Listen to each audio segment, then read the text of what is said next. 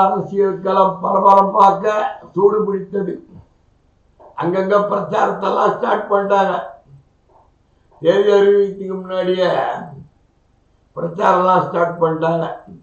மதுரை தொகுதியில் அதிமுக வேட்பாளரும் முன்னாள் அமைச்சர் பெஞ்சமின் அவர் தேர்தல் பிரச்சாரத்தை ஸ்டார்ட் பண்ணி வீடு வீடாக நோட்டீஸ் கொடுத்துக்கிட்டு போயிட்டு இருக்காரு. பின்னாடி அவர் பின்னாடியும் ஒரு கடையத்தோடு ஒரு 100-150 பேருக்கு மேலே பின்னாடியே போய் ஒரு பெரிய மாஸ்க் காட்டி சுற்றிட்டு இருக்காரு. அவர் மதுரை தொகுதி எம்எல்ஏ கணபதி அவர்களும் அவர் ஒரு பக்கம் திட்டங்களை திறக்கிறதுக்கும் முடிவெற்ற திட்டங்களை திறக்கிறதுக்கும் மக்களை சந்திக்கிறதுக்கும் பரபரப்பாக அவரும் ஒரு பக்கம் போய்கிட்டு இருக்கார்.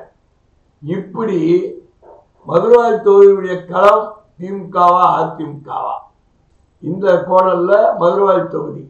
இதில் விஜயகாந்த் கட்சியிலிருந்து விஜய் கட்சிக்கு சேர்ந்த இந்த மதுரை தொகுதியில் அறிமுகமான தினகரன் என்பவர் விஜய் கட்சியில் இணைந்தார். அவரும் விஜய் கட்சியில தாவைக்கால சீட்டு பிகில் ஊதத்துக்கு கேட்டுக்கிட்டு இருக்காரு. அந்த பக்கம் ரோகிணி தியேட்டரு, சென்னையில் பிரபலமான ரோகிணி தியேட்டர் உரிமையாளர், அவருடைய பசங்க மூத்தவர் பிஜேபியில் இருக்கார், நடுவில் இருக்கிற பிசினஸ்ல இருக்கார். மூன்றாவது மகன் அட்வொகேட்டா, அவரும் டி நகர் மதுரவாயில் கேட்டிருக்காங்க. அவருக்கு மதுரவாயில் தொகுதியை வழங்கியிருக்காங்க.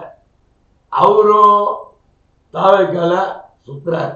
ஆமத்தில் தாவைக்கால பணபலம் படைத்தவராக இருந்தாலும் சரி, விஜய் கட்சியில் பிரபலமானவராக இருந்தாலும் சரி, திமுகவுக்கு அதிமுகவுக்கு நடுப்புற நின்னா அவங்க சின்னம்தான் அதுக்கு ரிசல்ட். பிகில் ஊதிரும். பிகில் நல்லதுக்கும் ஊதலாம், கெட்டதுக்கும் ஊதலாம். நீ தொகுதியில் நிற்கிறதுக்கும் ஊதலாம், தொகுதியில் நீ காணாம போகிறதுக்கும் ஊதலாம். அது அந்த நிலை. இப்படி மதுரை தொகுதி மாதிரி தமிழகத்தில் எல்லா தொகுதியும் பரபரப்பா போய்கிட்டு இருக்கு.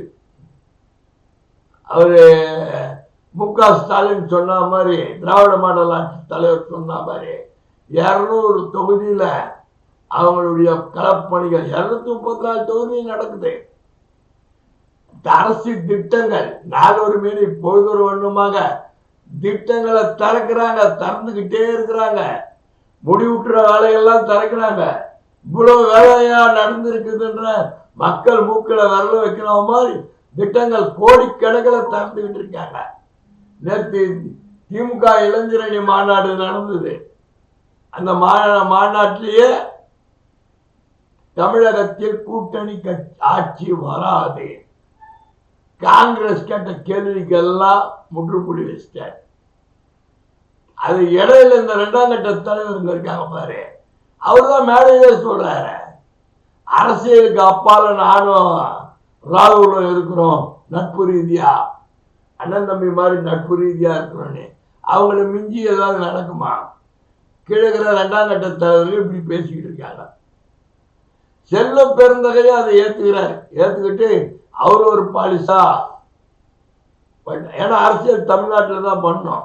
நம்ம எடப்பாடி ஐயா அவங்களும் இந்தியா டுடே கணிப்புல போயிட்டீங்களா, கூட்டணி வராது, தனித்துதான் ஆட்சி, அதில் மாற்றம் இல்லை அப்படின்னு அவர் சொல்றார்.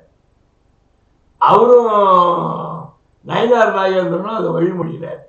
நாகேந்திரன் வேற யாரு, ஏடிஎம்கேலேருந்து போன ஆள் தானே, எடப்பாடி பழனிசாமி பினாமி தானே, அவரு மட்டும் என்ன பண்ணுறாரு?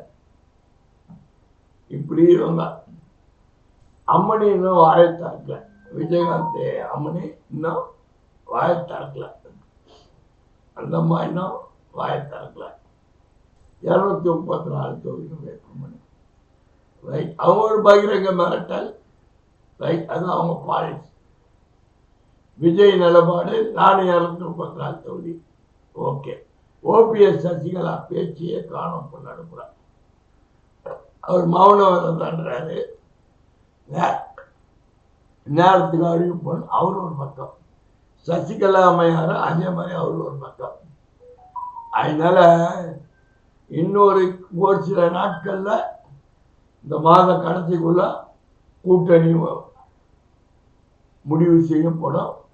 மும்முனை போட்டியா 4 முனை போட்டியான்னு தெரியும். 5 முனை போட்டியாக இருந்தாலும் மும்முனை போட்டியாக இருந்தாலும் வெல்வது திமுக உறுதி. இவர்களது பலகீனம் அவருக்கு பலம். மற்றொரு காணொலியை மீண்டும் சந்திப்போம்.